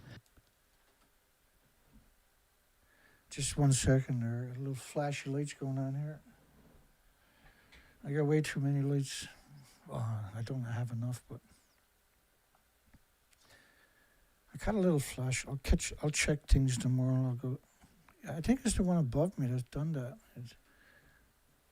I must be a cable loose or something. There's 600 LEDs above me. It's a light with 600 LEDs in it. Sorry. Not 600 lights up there. But when you hook up the electric, what do you think will? What are the odds of the cooling systems working once? Man, he even gave his name. I appreciate that. Hope rise as power is restored at the Fukushima plant, and that's the 21st. So they done the interview on the 18th. She's going to reply to that, and I think I put this ahead. So you're looking at there was 5 fire trucks there. According to, you'll find the email, the NRC email links below. It's around 4 million emails. And a lot of these PDF files are 4, 5, 6, 700 pages, and there's 4 million of these things there. Japan's authority have successfully reconnected all 6 reactors to the power supply at the damage. Now, the Donny had 4 reactors, which was the evil twin, so to speak, right? So you can't connect power to that stuff. But there was, again, here's the media sitting there asking the wrong questions, asking questions they should already, in order to ask, you must know the answer to in the first place, because the evidence is already available on those dates, right, worldwide. Hope rises as power is restored at the Fukushima plant. This was modified on the 22nd. So obviously we got the modified version. So say they connected power to 6 reactors, 240 kilometers, 150 miles north of Tokyo, urgently needed cooling from air conditioners, which is those big vents at the top of the reactor cores. Like there's nothing structurally at the top of the buildings to account for the plumes that you're seeing. The plumes are the water. When the fuel is not under water, it immediately catches fire and burns at enormous temperatures. They didn't have power, but that's what they're laying the groundwork for the cover story that we're seeing today, right? That's the foundation, and in order to do that, the only people I know, like the nuclear regulatory each administration has a different regulatory agency group, right, at the head of it. So this is, you can smell the UN's hands, International Degenerate Agency, International Atomic Energy Agency's fingerprint is all over that narrative. So the earthquake, the fault line was less than 70 kilometers away. These plants should never built in such an active. You could have built it somewhere else. You didn't need to build it right alongside of the tectonic plates in a place where prevailing winds are going to cover the biggest body of water on the entire planet, and then North American continent within 7 days to 20 days. We know at all of the documentation shows 30 days. The entire planet accumulation was catastrophic, and that it was a continuous plume covering the entire planet. So the quake caused a 400 kilometer seismic so-called slip, land rupture, land deformation occurred over an area that was 400 kilometers long, 200 kilometers wide, due to a predictable slip of the tectonic plates, right? And Japan has a lot of that particular attribute, and we've seen that on January the 1st at the Noto Peninsula, Ishikawa Prefecture's earthquake, right? Where there was a tsunami in 2024 and 1,500 landslides. There was another almost 1,400 aftershocks. There was 22,000 small earthquakes leading up to that one, when it was average of typically a 20 a year. It increased to 22,000. So they knew that even though that fault line on the Noto Ishikawa Prefecture, Noto Peninsula, which is the Niigata prefectures in that same, right, they had liquefaction at over 6,500 homes and businesses right by that reactor they're about to open. There were 6,500 homes and businesses that were severely damaged and impacted by liquefaction from the Noto Peninsula, Ishikawa Prefecture, from the tectonic plates on that side, right? And accordingly, in order to determine the success or otherwise of the water spraying and water dropping operation that we have been undertaking, there would be a need to see the situation after making a variety of different observations. それから3月20日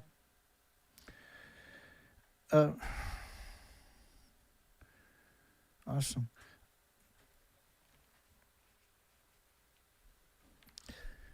I'm going to play that clip again because I got kind of distracted. And accordingly, in order to determine the success or otherwise of the water spraying and water dropping operation that we have been undertaking, there would be a need to see the situation after making a variety of different observations.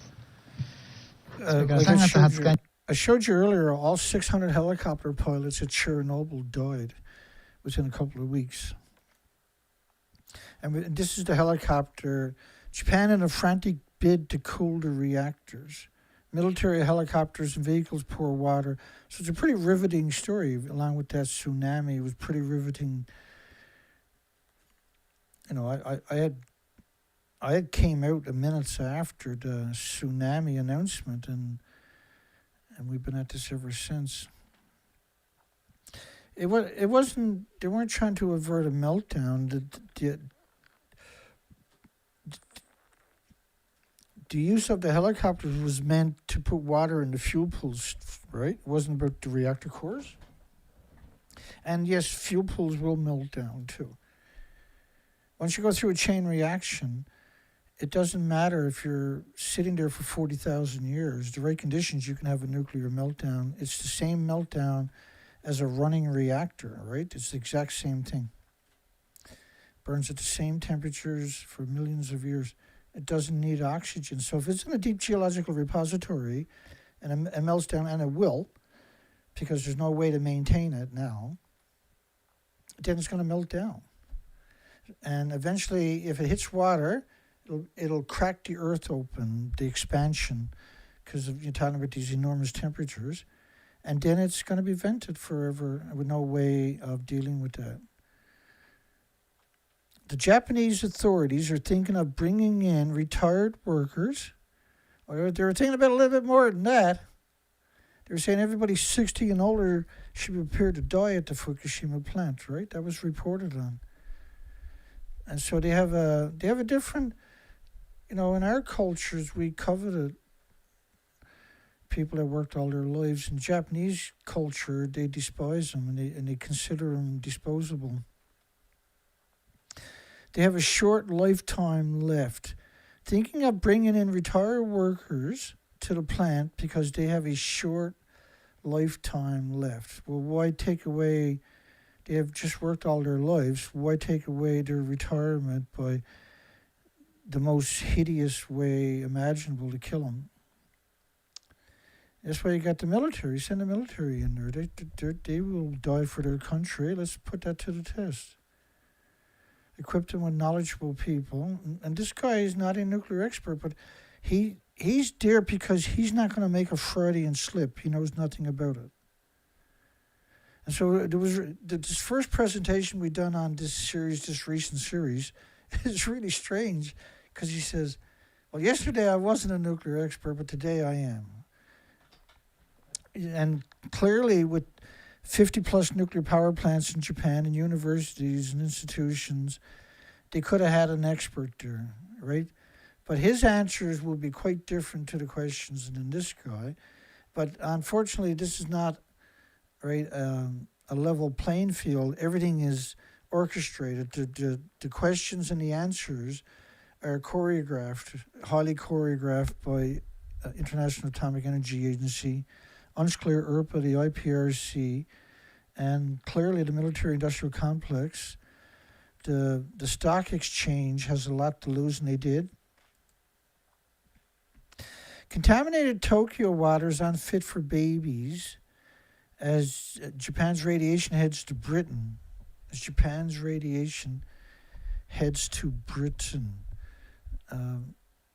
So look, if the tap water is unfit for babies, is unfit for pets, is unfit for children, is unfit for the elderly, it's unfit for everybody. And unfit is not the right word. It's poison for babies. It's poison for your pets. It's poison. And this is why the industry has no right to exist, because it can't contain its emissions. And when you have a catastrophic event, and Japan had 36 reactor cores, they successfully covered it up. The International Atomic Energy Agency lacks data on the temperatures of the spent fuel pools of reactor 1, 3, and 4. So are they suggesting they had documentation on reactor 2 on the 23rd? On the 23rd of March, all the reactors and the fuel pools were already gone. But we're getting close to the end of the show. We're getting close to the end of the show. Well, we're at the end of the show basically right now. So part 3, I don't think is tomorrow night. Part 3 will be the night after. Like we got a big show to cover on the news cycle. And just to quantify what I'm saying about the International Atomic Energy Agency, if you go out and read a bunch of their articles, you'll quickly see people like Helen or Anna Clark saying the International Atomic Energy Agency, these are disclaimers in each of their stories. You typically find it there somewhere. The International Atomic Energy Agency is not a regulatory agency, and it's not in a position to judge or approve Japan's soil, Japan's water, Japan's reactors, counter-reactors, American fuel, American dumps, or anybody else's worldwide, because they're not a regulatory agency. Right there, it used to be they used to be called League of Nations, right? And International Atomic Energy is United Nations. And they have a subsidy for every facet of your life worldwide. And 195 signatory countries have bought into that.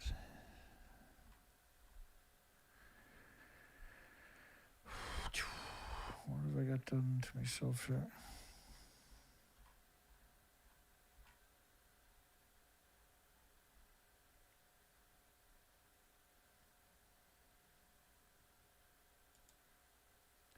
By the way, the plume covered the entire planet. That's a Neptunium 239. Let me just drag in one picture before we. And I see James Lucid has posted another song. I just love that song he posted yesterday. It's amazing. Definitely one of my favorites. It's a really cool story. You should read the article below that he's linked to. That's what the song was about. I did leave a comment on that story, by the way. I don't know if it's got passed through or not. Extremely large peaks of Fukushima radioactive material, significant amount of plutonium released for months. Significant amount of plutonium released for months. That's the Neptunium-239 dispersal over 20 days to your left. That decays to plutonium-239 after 2.5 days. There's 10 decays, so 25 days. All of that is plutonium with a 24,000-year half-life. There's 10 half-lives. Radioactivity from the plant was measured globally and blanketed the entire northern hemisphere. Significant amount of plutonium released for months. But the biggest byproduct of the radioactive fuel rod is the curium isotopes. This is why we're seeing the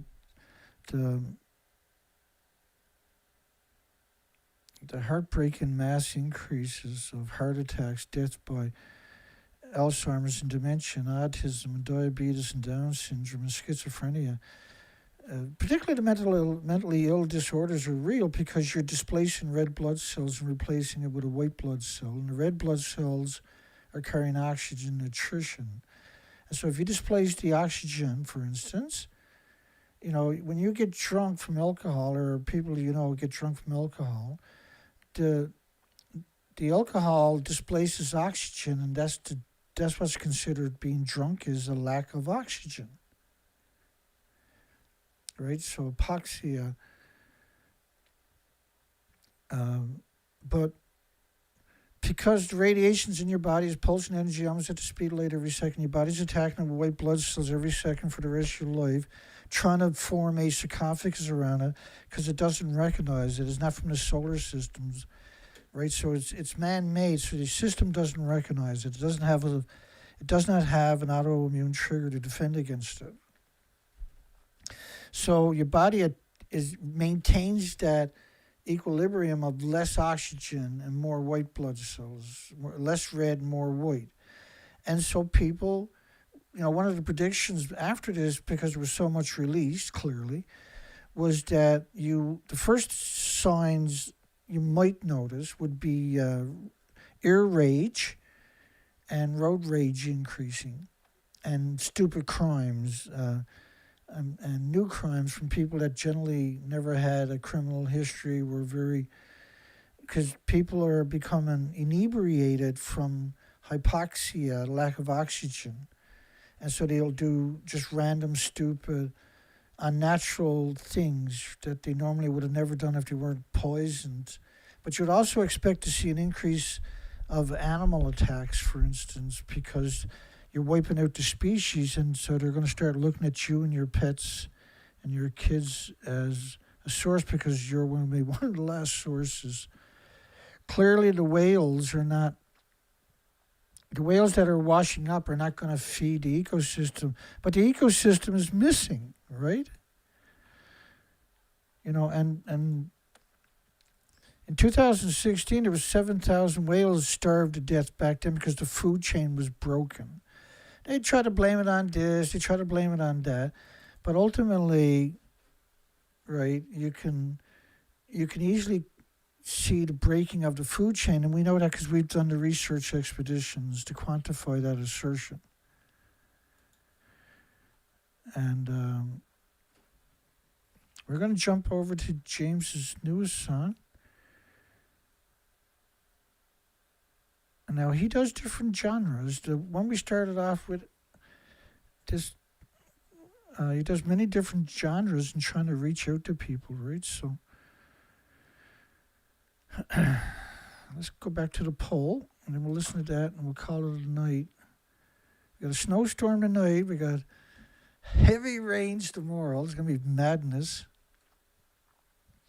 Does telling the world there was no nuclear crisis at Fukushima when it was the worst in all of history merged, combined, prove the nuclear industry is actually evil? Because that's an important question that I'm not satisfied that the world is acknowledging, and so I'm not going away. I'm just going to keep educating the world to be more vigilant against an industry that clearly doesn't care about you or themselves or their friends or their families or the species. You can go over to James Lucid. You've seen links. If you've seen the comments 12 hours later, they'll show back up in the live stream, but YouTube, for some reason, disappears them. Ignorance for the foreseeable future. And there's usually a link below these videos, and the song is about typically telling a story. But you got to love that nuclear Overton window. That's incredible. A lot of people will really be, they'll gravitate to that kind of music. But the younger people want something different. We'll see what they got. It's always about a story. It's always about educating you. Well, hugs for everybody. See everybody on the next show. Have a great night. Great day tomorrow. And we'll see you on the next one. I do believe we're doing the die-off tomorrow night. So they're tough to see, but we'll see you then. Take care.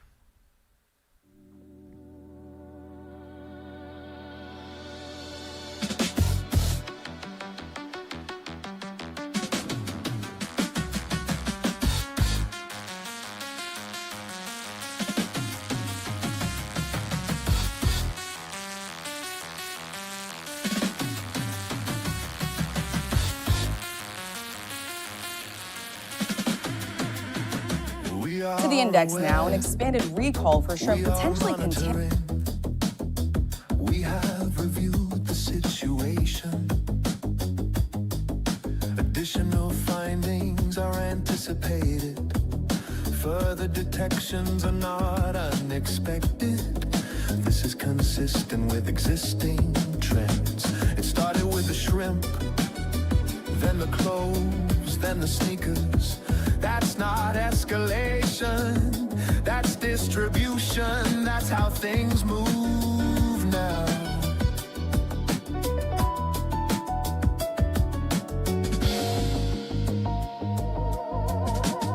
There is no single source, there is no single event. There is Fukushima, still ongoing, still offshore.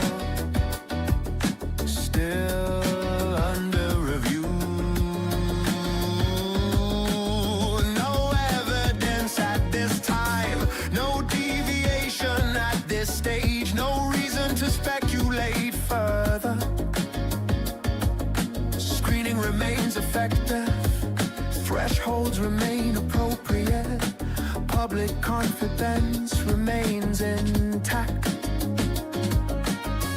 Fukushima remains contained, Fukushima remains diluted, Fukushima remains manageable. The past is not the issue, the present is acceptable, the future is foreseeable. It's not just food, it's not just spices, it's not just what you wear. It's traceable, it's diluted, it's within limits. Hold on to your assurances, hold on to your averages, hold on to the model.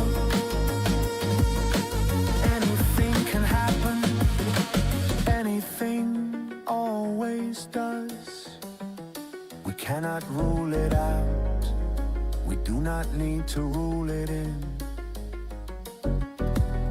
We will continue as planned.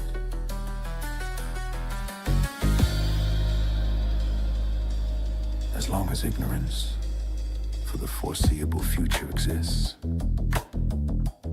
communication will remain proportional. Action will remain measured.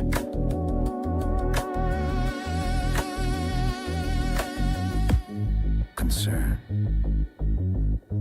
will remain unnecessary.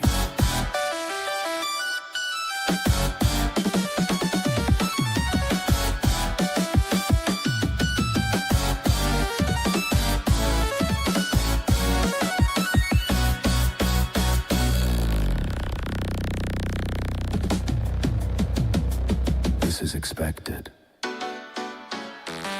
This is acceptable.